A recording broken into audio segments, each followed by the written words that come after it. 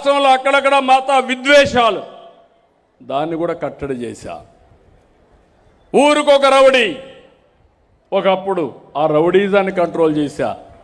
ఇప్పుడు మీరు చూస్తే గంజాయి బ్యాచ్ వచ్చింది, బ్లేడ్ బ్యాచ్ వచ్చింది. ప్రతి ఒక్కరు రౌడీజం మాట్లాడతాడు, మాట్లాడితే నన్ను లేపేస్తా ఉంటారు. అంత ఈజీగా ఉన్నామా? ఏంటి వితండవాదం, ఏంటి సైకో ప్రవర్తన? ఎవరైనా మాట్లాడితే వాళ్ళ మీద విరుచుకుపడిపోయి దాడులు చేస్తారు. ఏమీ అనకుండా ఒక పేపర్ మీద ఇంత రాద్ధాంతం చేస్తున్నావే, నీ పేపర్ కానీ మీ నాయకులు కానీ ఆడబిడ్డల్ని ఎంత వేధించారు, ఎంత మానసికంగా దెబ్బతీశారు, సమాధానం చెప్పే పరిస్థితి ఈ సైకో పార్టీకి ఉందా అని మిమ్మల్ని అడుగుతున్నా. వీళ్ళు కావాలన్నా మీకని అడుగుతున్నా ఇప్పుడు. కానీ మీరేంటంటే మాకెందుకు వచ్చింది, నువ్వు పోరాడు, మేము చూస్తూ ఉంటాం అనే పరిస్థితిలో ఉన్నారు. మీరు ఉన్నారు. నేను అడుగుతున్నా, ఇలాంటి వ్యక్తి ఆ రాజకీయ పార్టీ లేకపోతే ఇంట్లో నుంచి బయట వస్తాడని అడుగుతున్నా. ఇలాంటి నేచర్ ఉండే వ్యక్తి మీరు ఆలోచించుకోవాలి. ఇవి రాష్ట్రాన్ని సర్వనాశనం చేయాలనుకుంటే కాపాడుకునే బాధ్యత నా ఒక్కడిదా, మనందరిదా అని మిమ్మల్ని అడుగుతున్నా.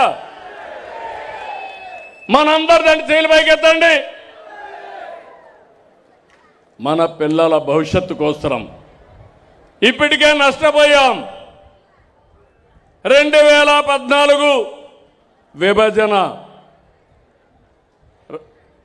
రాజధాని లేని రాష్ట్రం, ఆదాయం లేని రాష్ట్రం, తక్కువ ఆదాయం వచ్చే రాష్ట్రం. 2019లో విధ్వంసం, 2024లో ఇప్పుడిప్పుడు రికవర్ అవ్వడానికి ప్రయత్నం చేస్తున్నాం. కనీసం ఒక 10-20 సంవత్సరాలు ఉంటే ఎక్కడికక్కడ మనం ముందుకు పోయే పరిస్థితి వస్తుంది. అప్పుడప్పుడు తీవ్రవాదుల గురించి మాట్లాడుతున్నాను. వాళ్ళు కూడా ఎక్కడో అడవుల్లో ఉంటారు, ఒకసారి వచ్చి అటాక్ చేసి మళ్ళా వెళ్ళిపోతారు. అంటే భయభ్రాంతులు చేస్తారు. ఈయన అంతే, ఎక్కడో ఉంటాడు, అప్పుడప్పుడు వస్తాడు ఇక్కడికి, వచ్చి ఒక ఇష్టానుసారంగా మాట్లాడి బెదిరించి మళ్ళా పారిపోతూ ఉంటాడు. ఇలాంటి నాయకులు మనకు కావాలని అడుగుతున్నా. సమస్యలపైన చెప్పండి, నేను పోరాడతా. వాస్తవాలు మాట్లాడండి, నేను జవాబిస్తా.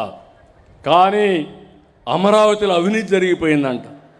అమరావతికి 2 లక్షల కోట్లు కావాలంట. అమరావతి ల్యాండ్ మానిటైజేషన్ ప్రాజెక్టు హైదరాబాద్లో ఒకప్పుడు ₹1,00,000 20,000 ఎకరా ఉంటే అభివృద్ధి అయిన తర్వాత 175 కోట్ల రూపాయల ఎకరా అయ్యింది. అది సంపద సృష్టించే మార్గం. ఇది మీరు చేసేది విధ్వంసం. ఇప్పుడు అంటున్నాడు విజయవాడ, గుంటూరు, మచిలీపట్నం అదే చేస్తున్నాం CRDA. అంటే అమరావతి పేరు చెప్పడానికే ఇష్టపడిన వ్యక్తి ఈ రాష్ట్రాన్ని పాలించే అర్హత ఉందా తమ్ముళ్ళు అని మిమ్మల్ని అడుగుతున్నా. ఇలాంటివన్నీ కూడా మనం గుర్తుపెట్టుకోవాల్సిన అవసరం ఉంది. నేను ఒకటే మిమ్మల్ని అందరినీ కోరుతున్నా, ఈరోజు ఎందుకంటే నేను చెప్పాలి, గట్టిగా చెప్పాలి. ఏదో పార్టీ ఉందని ఒక 50 మందిని రోడ్లు వేసుకొచ్చి విధ్వంసం క్రియేట్ చేసి, లా అండ్ ఆర్డర్ క్రియేట్ చేసి, ప్రజలకు ఇబ్బందులు కలిగించే పరిస్థితి ఏదైనా మాట్లాడితే దానిపైన నా మీద, పార్టీ మీద, ప్రజాస్వామ్యం గురించి మాట్లాడతారు. కడాన మీరు చూస్తే నేను ఈరోజు అరెస్ట్ చేయాలంటే ఎంతో పడుతుంది. ఇలాంటి వ్యక్తుల్ని చెయ్యను, చట్టం దాని పని చేస్తుంది తప్ప నేను ఎప్పుడు కూడా తప్పు చేయను. అదే ఆ రోజు మీరు చూడండి, నేను నంద్యాలలో ఉంటే నోటీసు కూడా ఇవ్వకుండా నన్ను దేశపై ఏ తప్పు చేయకుండా జైల్లో పెట్టేశాడు. అంటే మీరందరూ గుర్తుపెట్టుకోవాలి, ఇలాంటి నాయకుల్ని మనం ప్రోత్సహిస్తే ఎవరికి రక్షణ ఉంటుంది, ఏ ఆడబిడ్డకు రక్షణ ఉంటుంది, ఎవరికి భవిష్యత్తు బాగుంటుందో ఆలోచించాల్సిన అవసరం ఉంది.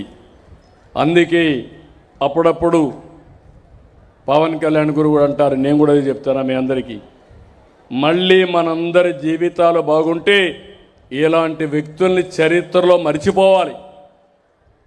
ఇలాంటి వ్యక్తుల వల్ల మనకు లాభం లేదు, యామారితే మనకు చాలా నష్టం వస్తుందని చెప్పి కూడా నేను మీకు తెలియజేస్తున్నా. ఇక్కడికి వచ్చినప్పుడు నేను ఒకటే హామీ ఇస్తున్నా, ఈ సభ ద్వారా ఈ ప్రభుత్వం అన్ని విధాల ప్రయత్నం చేస్తాం, సర్వశక్తులు ఒడతాం. ఈ రాష్ట్రాన్ని 2047కి భారతదేశంలోనే నెంబర్ 1 రాష్ట్రం ఏదంటే దానికి చిరునామాగా ఆంధ్రప్రదేశ్ ఉంటుంది. ప్రపంచంలోని ఒక అగ్రజాతిగా తయారు చేసుకుంటాం. ఈరోజు ఇంకొక పక్క మీరు చూడండి,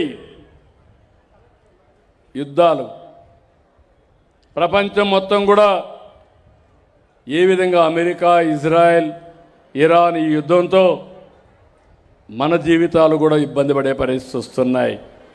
గ్యాస్ అందుబాటులో లేదు, ఎల్పిజి ఇబ్బందులు ఉన్నాయి. మనం పండించిన పంటలకు గిట్టుబాటు ధర లేకుండా ఎక్కడికక్కడ సప్లై చైన్ అంటే ఎగుమతులు దిగుమతులు ఇబ్బందులు కలిగే పరిస్థితి వస్తూ ఉంది. ఇలాంటి ఇబ్బందులు ఉండే సమయంలో తట్టుకునే వ్యవస్థను క్రియేట్ చేసుకోకపోతే ఇంకా నష్టపోతాం. ఆ విషయం కూడా మీరు గుర్తుపెట్టుకోవాల్సిన అవసరం ఉంది. ఈరోజు ప్రపంచంలో జరిగే యుద్ధాలు మన చేతుల్లో లేవు. దాన్ని సమర్థవంతంగా బేరీ చేసుకుని ఎక్కడికక్కడ ఏం చేస్తే మనకు ఇబ్బందులు తగ్గుతాయో ఆలోచించుకుంటూ మనం తప్పు చేయకుండా ముందుకు పోవాల్సిన బాధ్యత మన పైన ఉందని చెప్పి కూడా నేను మీకు తెలియజేస్తున్నా.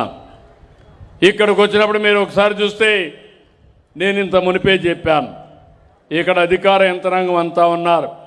నేను వాళ్ళందరినీ ఒకటే కోరుతున్నా, ప్రతి ఒక్కరు కూడా మనం గుర్తుపెట్టుకోవాల్సింది, నేను సుపరిపాలన మాట్లాడాను, టెక్నాలజీ మాట్లాడాను.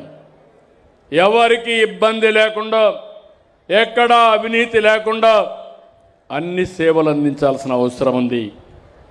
కొన్ని డీబీటీ ఇస్తున్నాం, నేరుగా మీ అకౌంట్లో ఇస్తున్నాం. కొంత డీబీటీ తీసుకోలేని వాళ్ళకి, ముసలి వాళ్ళకి పింఛన్లు ఇంటి దగ్గరికి వచ్చి ఇస్తున్నాం. మధ్యాహ్న భోజనం లాంటి కైండ్తో కొన్ని సంక్షేమ కార్యక్రమాలు ఇస్తున్నాం.